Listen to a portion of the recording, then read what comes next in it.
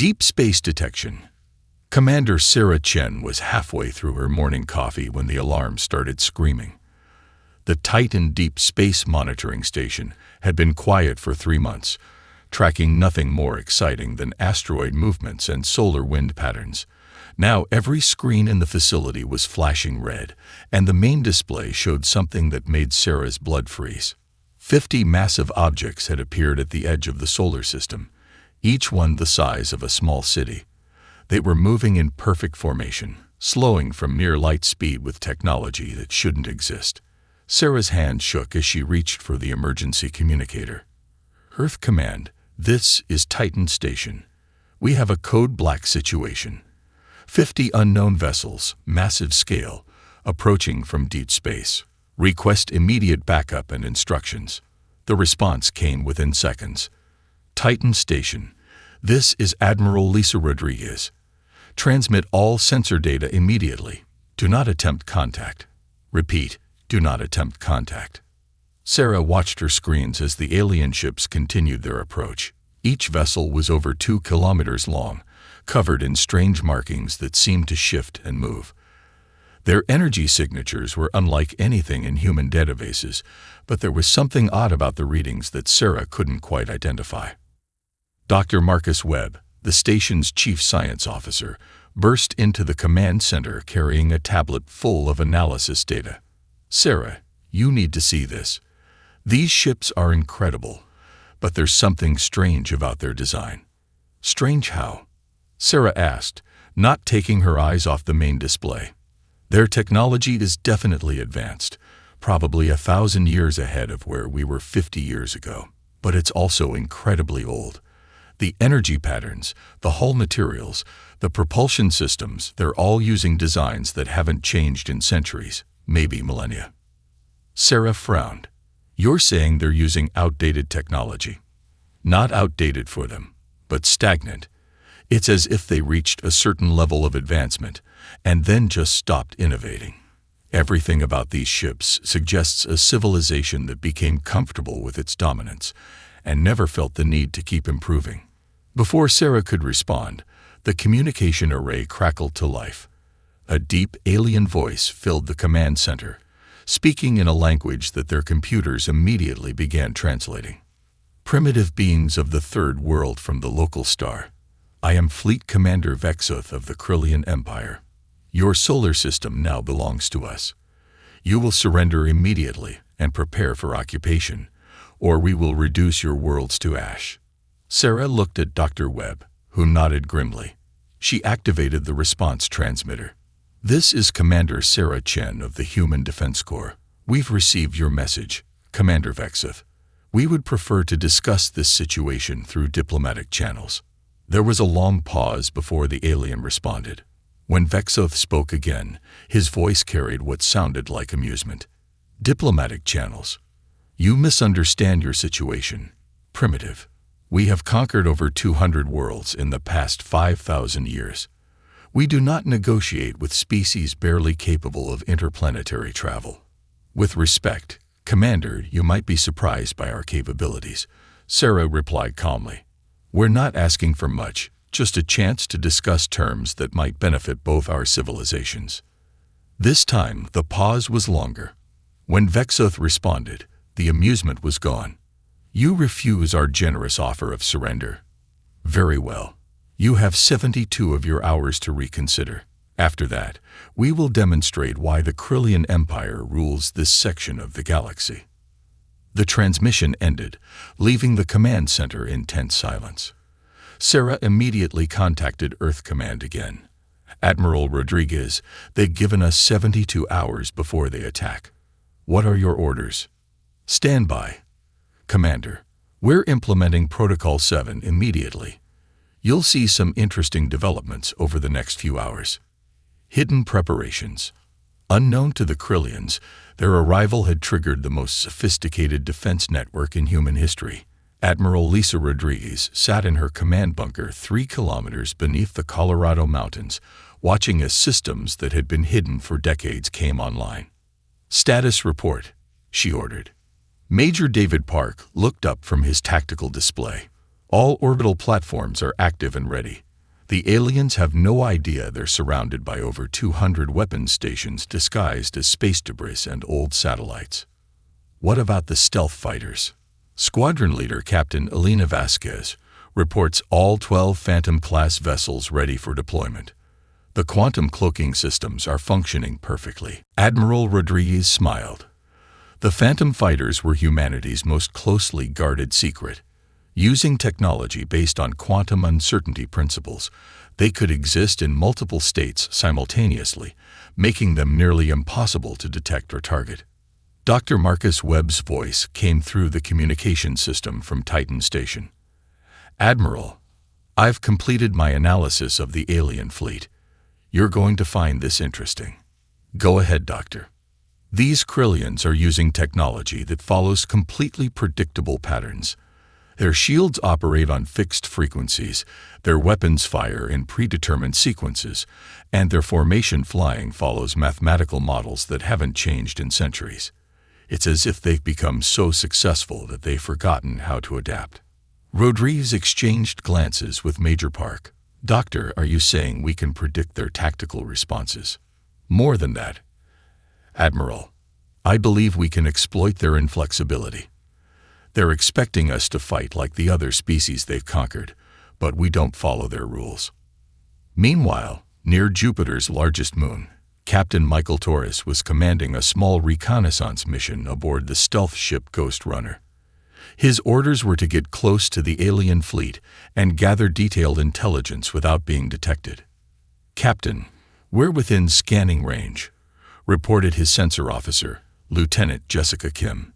Their ships are massive, but their sensor arrays are using very basic detection methods. It's like they've never had to worry about stealth technology before.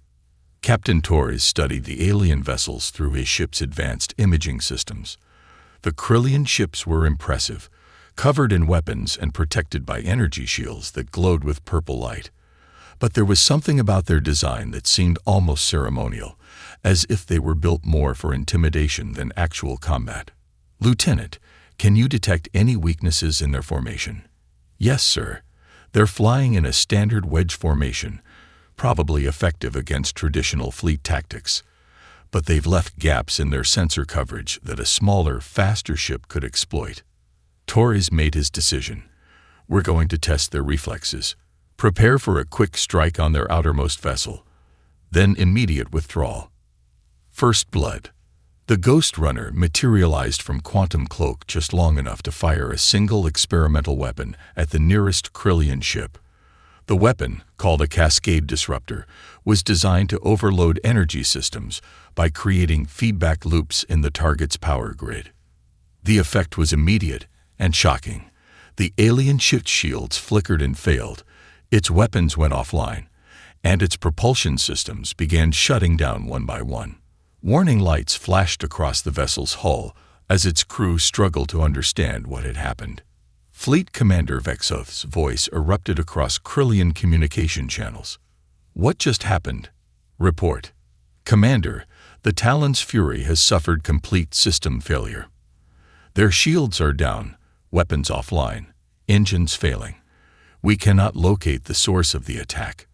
Vexoth stared at his tactical display in confusion. His sensors showed no enemy vessels in the area. No weapon signatures, nothing that could explain the sudden defeat of one of his ships. Scan the area again. Use deep space sensors. Still nothing, Commander. Whatever attacked us has vanished completely. This was impossible. In 5,000 years of conquest, the Krillian Empire had never encountered stealth technology advanced enough to completely fool their sensors. Every species they had faced used energy shields and plasma weapons that were easily detectable. Captain Torres was already several million kilometers away when he reported back to Admiral Rodriguez. Admiral, the Cascade Disruptor worked better than expected. We completely disabled their ship without causing permanent damage. More importantly, they have no idea how we did it or where we went. Excellent work, Captain. Return to base immediately. We have 72 hours to prepare for the main event. Back on Titan Station, Dr. Webb was analyzing the energy signatures from the brief engagement. What he discovered changed everything. Sarah, Look at this. When their ship's systems failed, they tried to restart using the exact same power frequencies they were using before. They didn't try to adapt or modify their approach at all. Commander Chen studied the data. You're saying they can't learn from the attack? It's worse than that. I don't think they know how to learn from the attack. Their technology is so standardized, so rigid, that they probably haven't faced a situation requiring adaptation in centuries. Dr. Marcus Webb, who had first identified the Krillian fleet's weaknesses, was already working on upgrades to Earth's defense systems. Admiral, if word spreads about our capabilities, we're going to face more challenges. Other empires will want to test our strength. Let them come, Rodriguez replied confidently. Today we showed the galaxy that humanity doesn't just survive, we adapt, we innovate, and we win. Any empire foolish enough to threaten Earth will learn the same lesson the Krillians just learned. The battle was over, but its consequences would reshape the balance of power across the galaxy. Humanity had emerged from obscurity to become a force that even ancient empires would think twice about challenging.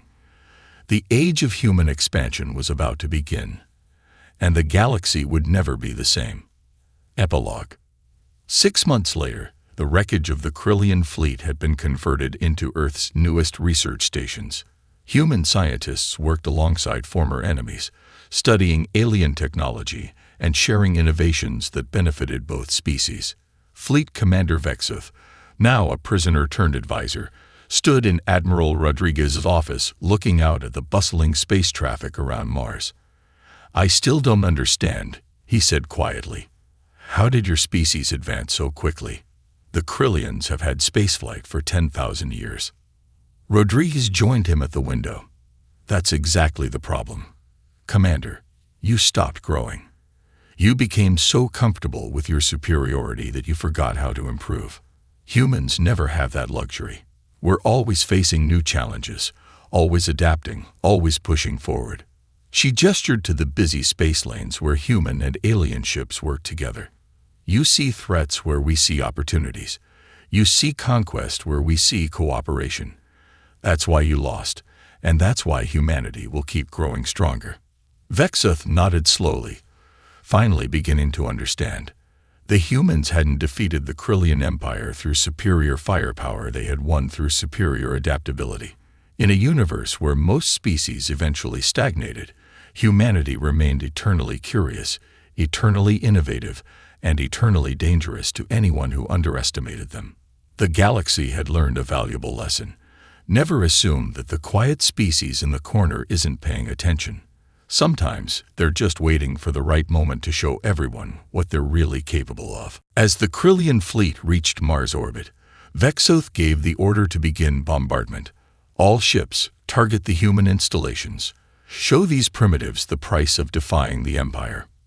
Massive energy beams lanced out from the alien warships, striking what appeared to be defenseless mining stations and cargo depots.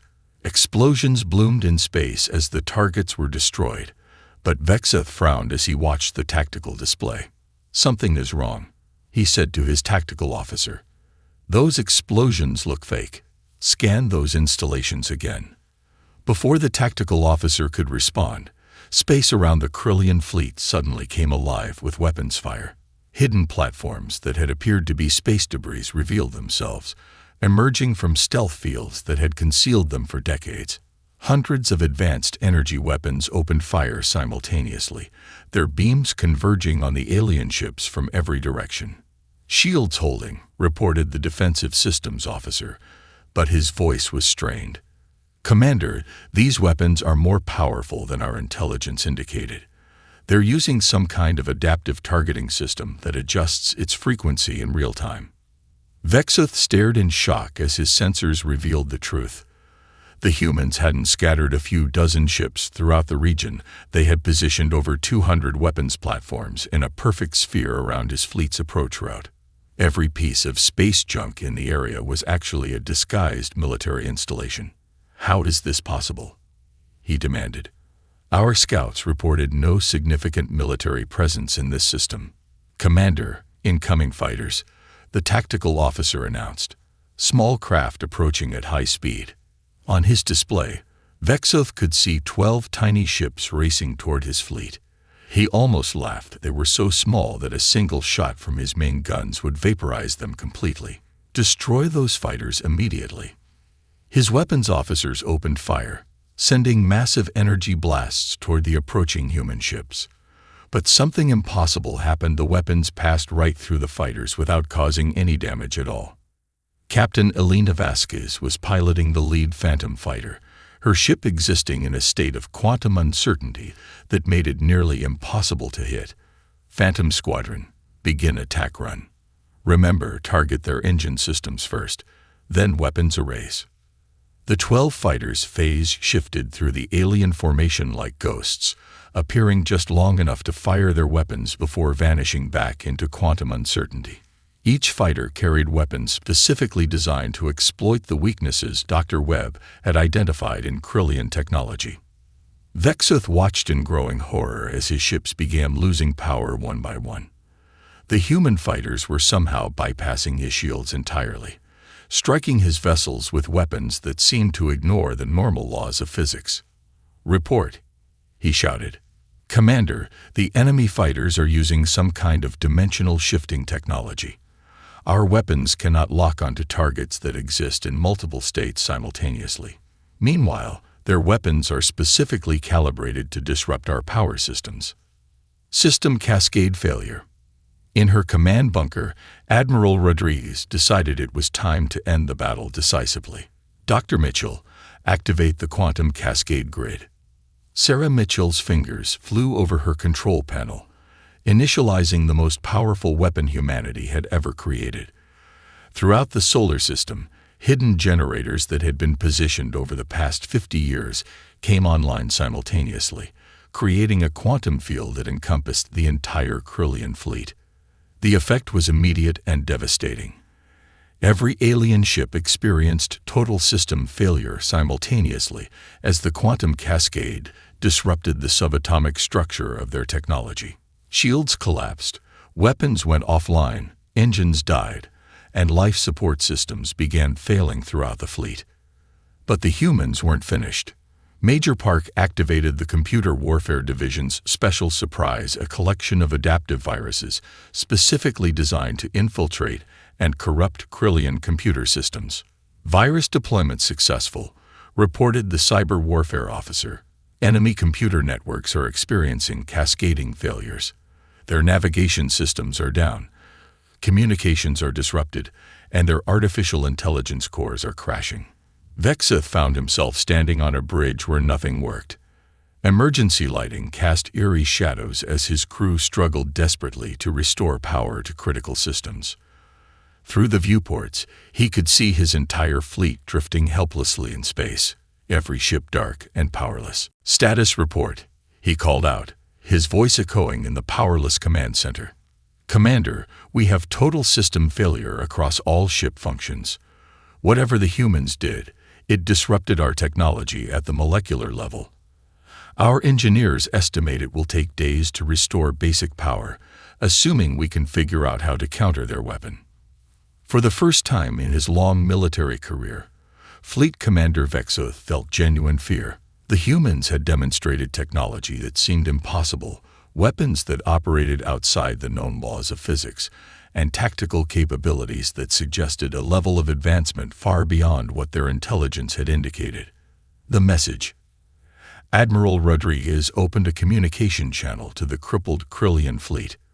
Her image appeared on the few emergency screens still functioning aboard the alien ships.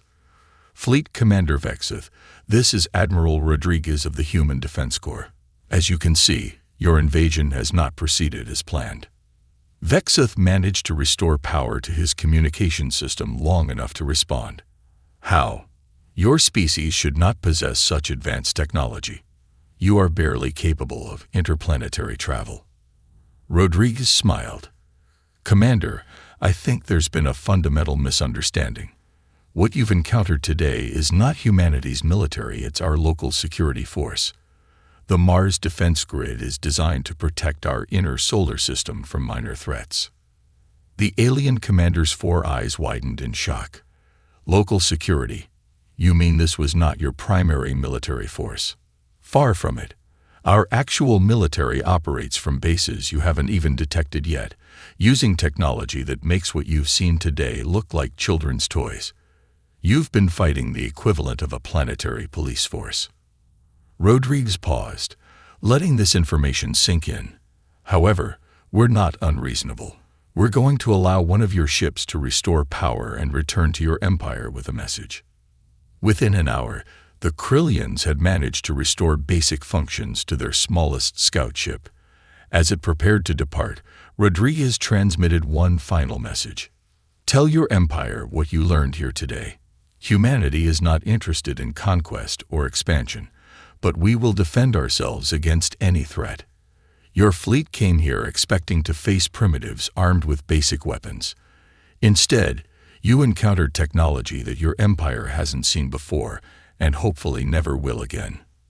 The scout ship limped away from the solar system, carrying news that would shake the foundations of the Krillian Empire. Behind it, 49 massive warships drifted in space, their crews rescued by human vessels, and their technology confiscated for study. Galactic implications. Within weeks, news of the Krillian fleet's annihilation spread throughout the galaxy. Species that had lived in fear of the Empire for thousands of years suddenly began to hope. If humanity could defeat the Krillians so decisively, perhaps the age of imperial dominance was coming to an end. In the Krillian capital, Supreme Emperor Thylex received Fleet Commander Vexoth's report with growing alarm. The humans possessed quantum manipulation technology, dimensional phase weapons, adaptive artificial intelligence, and defensive systems that could make an entire fleet disappear. How many ships do they have? The Emperor asked. Unknown, my lord. They claim that what we faced was merely local security. If that's true, their actual military might be hundreds of times larger than what we encountered. The Emperor considered this information carefully. In 5,000 years, the Krillian Empire had never faced a species capable of matching their technology, let alone surpassing it. The humans represented something entirely new, a young species that had focused on innovation rather than stagnation, adaptation rather than rigid tradition. Send word to all fleet commanders, the Emperor ordered. Human space is to be considered off-limits until further notice. We need time to understand what we're dealing with. Meanwhile, on Earth, Admiral Rodriguez was meeting with the Global Defense Council to discuss the long-term implications of their victory. Ma'am, we're receiving communication requests from over 30 different alien civilizations, reported her communications officer. They all want to establish diplomatic relations with humanity. Rodriguez nodded. Humanity had announced its presence on the galactic stage in the most dramatic way possible. They had gone from unknown primitives to feared superpower in a single battle. This information was immediately transmitted to Earth Command, where Admiral Rodriguez was finalizing her battle plans. The Krillians were powerful, but they were also predictable. They had become so accustomed to winning through superior firepower that they had forgotten the art of tactical flexibility. The countdown begins. As the 72-hour deadline approached, the Krillian fleet began moving deeper into the solar system. They maintained their perfect formation, their weapons charged, their shields at maximum power. Fleet Commander Vexoth was confident that whatever primitive trick the humans had used would not work against his full fleet. Status report. Vexoth commanded. All ships ready for battle, Commander. We've increased sensor sensitivity and prepared countermeasures for stealth attacks. Excellent. These humans will learn why the Krillian Empire is feared across the galaxy. What Vexoth didn't know was that every move his fleet made was being tracked by hundreds of hidden sensors throughout the solar system. Admiral Rodriguez watched the alien ships approach with growing confidence. Her defense network was fully activated, her stealth fighters were in position, and her secret weapons were ready to demonstrate what happened when an ancient empire encountered modern human ingenuity. All stations, this is Admiral Rodriguez. The enemy fleet is approaching Mars orbit. Operation Surprise Party will commence in 6 hours. Remember, we want to send a message that will be heard across the galaxy. Make it count. The stage was set for a battle that would change the balance of power in the galaxy forever. The Krillians were expecting to face primitive humans using basic technology. Instead, they were about to encounter the most adaptable, creative, and dangerous species the galaxy had ever seen. The 72 hours were almost up, and humanity was ready to show the universe what happened when you underestimated the people of Earth. The annihilation. The final approach. Fleet Commander Vexoth stood on the bridge of his flagship, the Eternal Conquest, watching the red planet Mars grow larger on his display screens. Behind him, 49 other massive Krillian warships maintained perfect formation, their hulls gleaming with the purple glow of charged weapon systems. "Commander, we are approaching the fourth planet from their star," reported his tactical officer. "Our sensors detect minimal human activity. A few orbital stations, some mining operations, nothing that poses a threat to our fleet." Vexoth nodded with satisfaction. The humans had used up their 72 hours, and now they would face the consequences of refusing the Empire's generous offer of surrender. What about their military vessels? "We detect approximately 30 ships scattered throughout this region of space. They appear to be older cargo vessels and small patrol craft. Nothing larger than our smallest escort ships." "Pathetic," Vexoth muttered. "These primitives actually believe they can resist the might of the Krillian Empire with mining ships and cargo haulers." What Vexoth couldn't see was that every one of those cargo ships was actually a heavily armed warship using advanced holographic camouflage. The mining operations around Mars were weapons platforms that had been disguised for over 20 years, and the orbital stations were command centers coordinating the most sophisticated military trap in human history. Admiral Lisa Rodriguez sat in her underground command bunker, watching the alien fleet's approach through hundreds of hidden cameras positioned throughout the solar system. Around her, dozens of officers monitored displays showing the true state of Earth's defenses. "Admiral, all systems are green," reported Major David Park. 200 orbital weapons platforms are online and ready. Phantom Squadron is in position. The asteroid belt network is prepared for activation. "What about our special surprise?" Rodriguez asked. Dr. Sarah Mitchell, head of the Advanced Weapons Division, smiled grimly. "The quantum cascade grid is fully charged, Admiral. When we activate it, every alien ship in the network will experience simultaneous system failures across multiple dimensions of spacetime." Rodriguez nodded. The quantum cascade was humanity's most closely guarded secret, a weapon that could disrupt matter at the subatomic level. It had taken 30 years to develop and had never been tested on anything larger than a single ship. The trap springs.